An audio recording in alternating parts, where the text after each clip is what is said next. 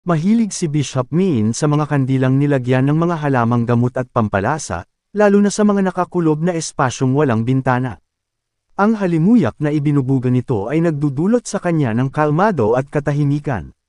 Bukod sa mga maharlika sa kabisera, may kakaunti na tumututol mula sa ibang bahagi ng kaharian.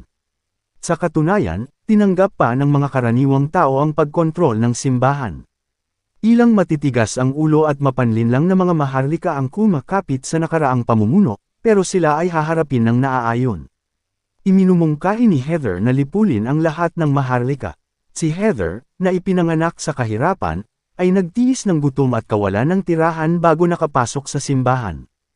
Sa kanyang likas na matalas na pag-iisip at pambihirang paghuhusga, siya ay umangat sa kanyang kasalukuyang posisyon. Naiintindihan ni Min ang kanyang pagtatangka sa mga maharlika. Hindi niya pinansin si Heather at ipinagpatuloy ang kanyang pagsasalita, kinwestiyon ang status sa Grey Castle. Sinabi ni Taylor, ayon sa kanilang intelligence, ang bagong haring si Timothy ay hindi bumalik sa kabisera pagkatapos ng kanyang pagkatalo, sa halip, dumiretso siya sa kanyang teritoryo sa silangan. Iminungkahi ni Min na bawasan ng 30% ang supply ng mga tablitas kay Garcia. Sa ganitong paraan, binabalanse nila ang dalawang partido. Sa mga paraan na ito, sa loob ng 2 taon, walang matitirang sundalo sa Grey Castle. Tumango si Taylor, sumang-ayon sa plano, pagkatapos ay sinabing mayroong ilang mga isyu sa Changi Stronghold. Matapos talunin si Duke Ryan, bumalik si Roland sa border town ngunit hindi tumugon sa imbitasyon ng simbahan. Nagtataka ang tatlo kung anong klaseng tao talaga si Roland at kung malibang piliin si Roland.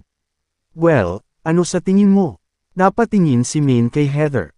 Nagkibit-balikat si Heather at sumagot, paano pa ba natin ito makikita? Ano ang unang katangian tungkol sa kanya? Walang kakayahan, masama ang ugali, sakim, at kulang sa kakayahan. Hindi ako maniniwala na makukuha ang Changi Stronghold ng mga ganoong ugali, tama ba? Kaya simple lang ang sagot, niloko niya ang lahat, maharlika man o ang mga taga-simbahan. Kumunot ang noo ni Min. Ano ang pinagsasabi mo? Ang pagtalo sa isang duke ay tunay at pinapatunayan ito sa kanyang mga natatanging kakayahan, pero kahit na ang isang tao ay napakatalino, ito ay walang kahulugan kung walang sapat na mapagkukunan ng mga kagamitan, umiling si Taylor. Dahil pinili niyang bumalik sa tiwangwang na lugar na iyon, ibig sabihin ay isinuko na niya ang anumang posibilidad na makialam sa mga gawain sa Grey Castle at natural na walang banta sa ating mga plano. Iyan ay isang totoo sa mga teorya, gayunpaman, kapag pinagsama-sama ang impormasyon na ito ay nagiging medyo kawili-wili. Itinaas ni Heather ang kanyang kamiseta at inilabas ang isang maliit na piraso ng papel. Ito ay galing sa aking personal intelligence. Kinuha ni Min ang papel at mabilis na iniskan ang nilalaman nito. Witch Alliance. Pagbalik sa border town, nagpatupad si Roland ng isang patakaran na nag-aalok sa mga labor ng pagkakataon na makamit ang kalayaan sa pamamagitan ng pagsali sa pagsasaka. Gayunpaman, hindi maiwasan ni Barkov na magtanong kung bakit humihingi lamang si Roland ng 20% lamang sa mga buwis. Sa opinyon ni Barkov, kahit isang 50% buwis ay tila hindi sapat. Nilinaw naman ni Roland na walang silbi ang pag-iipon at pag-imbak ng mga ginto sa basement. Sa halip, iminungkahi niya ang pagpapataw ng 20% buwis, at pagkatapos ay ibebenta niya ang natitirang mga pananim sa presyo ng merkado. Ang pamamaraang ito ay titiyakin na ang kastilyo ay makakatanggap ng sapat na supply ng pagkain habang binabayaran ang mga labor. Kapag sapat na ang kanilang naiipon, maaari na silang magsimulang bumili ng mga item na eksklusibong available sa border town. Sa huli, ang pera ay dadaloy pabalik kay Roland, na humahantong sa pagpapabuti sa mga pamantayan ng pamumuhay. Hindi nagtagal, bumalik sina Carter at Shane gaya ng hiniling ni Roland. Nagtungo si Shane sa Greenwater Port para kumuha ng mga buto at halaman. Pagbalik ni Shane, sari-saring item siguro ang ipapakita niya. Una, ipinakita niya ang tinutukoy niyang pearl rice, isang kakaiba at dekalidad na butil. Alam ni Roland na mais ito. Bukod pa rito, bumalik siya dala ang 2 malalaking itlog na kilala sa kanilang natatanging lasa, ito ay patatas. Panghuli, iniharap niya ang mga sugar stick, isang masarap na pagkain na nagdadagdag ng tamis sa kanilang mga pagkain, na kilala rin bilang mga tubo. Napaatras ng ilang hakbang si Barkov, pinagmamasdan silang tatlo na masayang nag-uusap. My goodness, sabi niya, hinawakan ang Divine Punishment Stone sa kanyang dibdib. Ang kanyang kamahalan ay tunay na sinapian ng demonyo. Naghinala na siya noon, ngunit ngayon ay halos sigurado na siya. Ang taong kausap lang niya ay hindi maaaring ang pang-apat na prinsipe. Tumatakbo ang isip ni Barkov habang isinasaalang-alang ang mga marahas na pagbabago at hindi kinaugalian na mga aksyon ng kanyang kamahalan. Ang biglaang pagkuha ng bagong kaalaman at ang kakayahang pangunahan ng mga tao mula sa kanilang mga suliranin, ay tila salungat naman sa kanyang pagkaunawa sa mga demonyo. Sa mga mitolohiya at mga alamat, ang mga demonyo ay karaniwang nauugnay sa masasamang loob at masasamang intensyon. Gayunpaman, ang mga aksyon ng prinsipe ay ginugulo ang mga paniniwala ni Barkov. Habang binabasa ni Barkov ang iba pang iminungkahing mga reforma ng prinsipe, tulad ng pag-recruit ng mga karaniwang tao sa City Hall at pagbibigay ng edukasyon para sa lahat ng mamamayan, isang nakakakilabot na panginginig ang damaloy sa kanyang katawan. Hindi niya maiwasang magtaka kung ano ang magiging resulta ng Border Town, kung matagumpay na maipapatupad ang mga reformang ito. Huminga ng malalim si Barkov, hinawakan ang God Punishment Stone sa kanyang kamay. Mayroong isang tanong na gumugulo sa kanya, ang mga demonyo ba ay nagtataglay din ng kabutihan? Kung sino man ang maglalakas loob na sabihin na si Roland ay masama, si Barkov ang unang hindi sasang-ayon dito. Ang mga aksyon ng ikaapat na prinsipe ay maituturing na isang matalino at matatag na pinuno. Sa kanyang mga mata, nalampasan ni Roland ang mga maaalamat na hari na naitala sa kasaysayan sa pamamagitan ng pagpapakita ng tunay na pagmamalasakit sa kapakanan ng bawat mamamayan. Pinili niyang manatili sa tabi ng kanyang mga nasasakupan sa Border Town, nag-invest ng malaking halaga sa mga resources upang makabili ng pagkain at matiyak ang kaligtasan ng lahat sa panahon ng taglamig sa buwan ng mga demonyo. Higit pa rito, ipinakilala niya ang mga advanced na teknolohiya at makinarya. Maging ang mga witch, na tinatawag ng mga tao bilang sugon ng mga diablo, ay ginamit ang kanilang mga kakayahan upang mapabuti ang buhay ng mga tao. Sa sandaling iyon, napagtanto ni Barkov na kahit si Roland ang magiging pinuno ng Grey Castle, ito ay isang hindi kakilakilabot na kahihinatnan. Ayon sa ulat ni Shane, tila umiikot din sa Greenwater Port ang mga tablitas ng simbahan. Bagamat hindi sigurado si Roland kung bakit, dahil ang simbahan ay sabay-sabay na sumusuporta kay Garcia at pati sa kanya, napagtanto niya na kailangan niyang mabilis na makagawa ng pinakabagong mga armas. Biglang sumulpot si Anna sa silid ni Roland na ikinagulat niya. Marahan niyang isinara ang pinto at naglakad patungo sa mesa ni Roland, hawak ang isang librong may ginintuan sa gilid sa kanyang mga braso. Gusto niyang magtanong tungkol sa quantum science na binanggit ni Roland. Hindi maiwasan ni Roland na makaramdam ng saya at pagkadismaya, dahil ang larangan ng microscope at quantum ay isa ng misteryoso at komplikadong paksa. Kung alam niya, hindi na niya isasama ang bahaging iyon sa kanyang talakayan. Habang iniisip ito sa kanyang isipan, nagbigay siya ng magaspang na paliwanag kay Anna. Kinagat niya ang kanyang mga labi, tila hindi nasisiyahan sa paliwanag ni Roland, ngunit mabilis na lumipat upang magtanong ng isa pang tanong.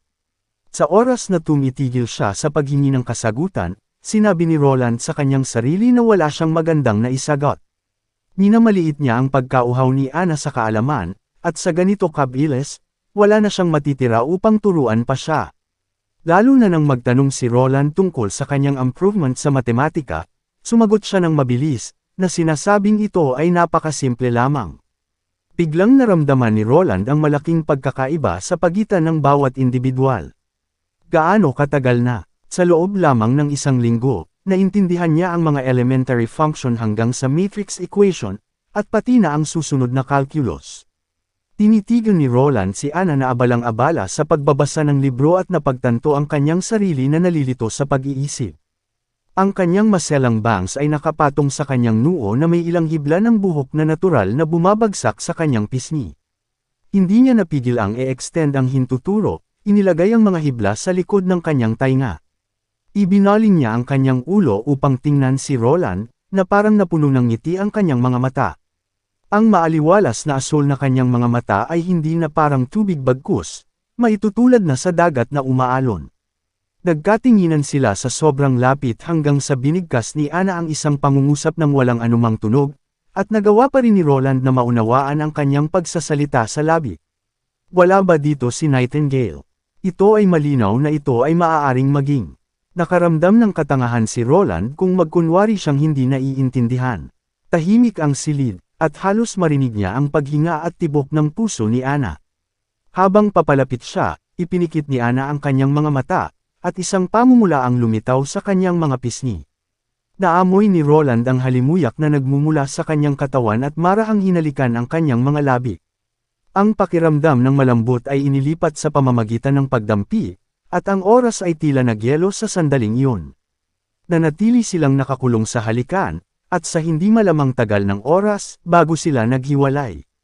Matapos ang pagtatag ng kagawaran ng agrikultura, sa wakas ay nagsimula ang pagtatanim sa tagsibol ng bagong taon.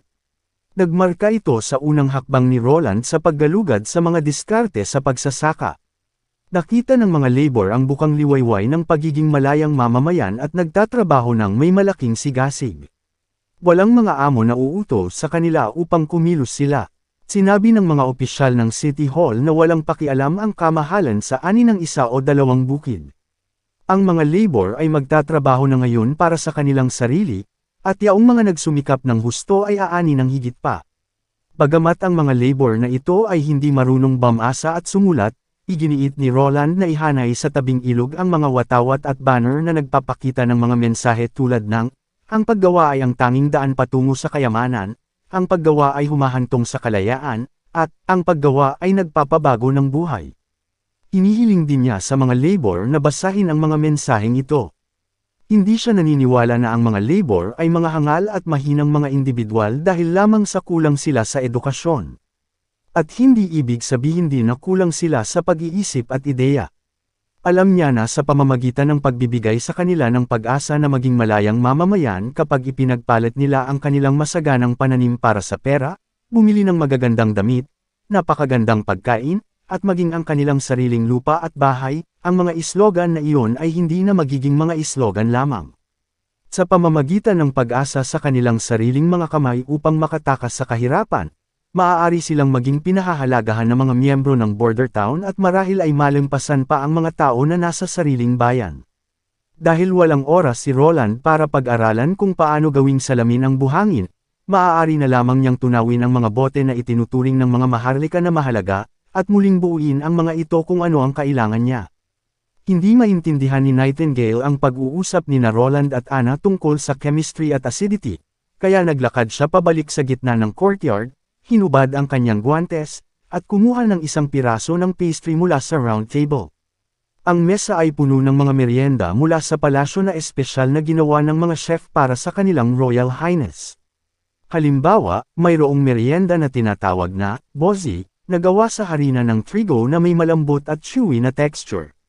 Sa loob, may laman ng pinong tinadtad na karne na naglalaman ng malalasang katas. Isa-isang sinipsip ni Nightingale ang kanyang mga daliri, sumandal sa lounge chair, at bahagyang inantok ang bumalot sa kanya. Pinalot ng sikat ng araw ng hapon ang kanyang katawan, binalot siya ng banayad na init. Ang kaluskos ng simoy ng tagsibol na humahaplos sa mga dahon ay nagdulot ng kaginhawaan sa kanyang puso.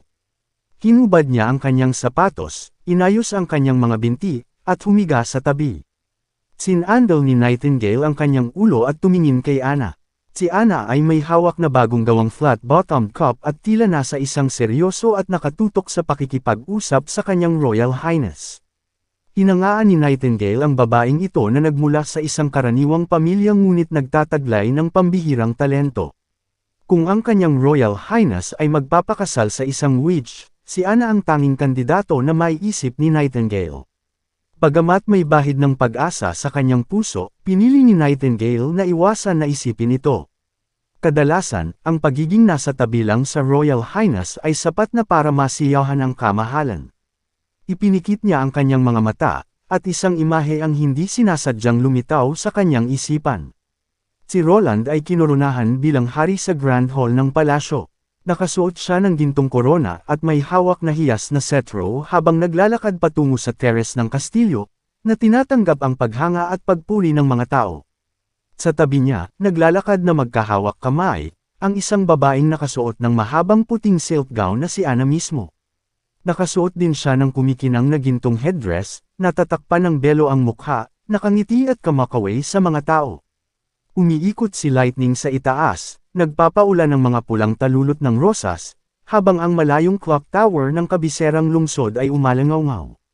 Si Nightingale at ang iba pang mga kapatid na babae ay nakatayo sa gilid, nagpalakpakan at nagbibigay ng kanilang mga papuri. Tumalikod si Roland, itinaas ang belo ng babae, at yumuko para halikan ang mga labi nito. Naging malabo ang huling eksena, at nang ilang sandali lamang, nakita ni Nightingale sa kawalan ng ulirat na ang babaeng nakapikit ay siya mismo. Ibinaba niya ang kanyang mga labi sa isang ngiti at nalunod sa isang panaginip.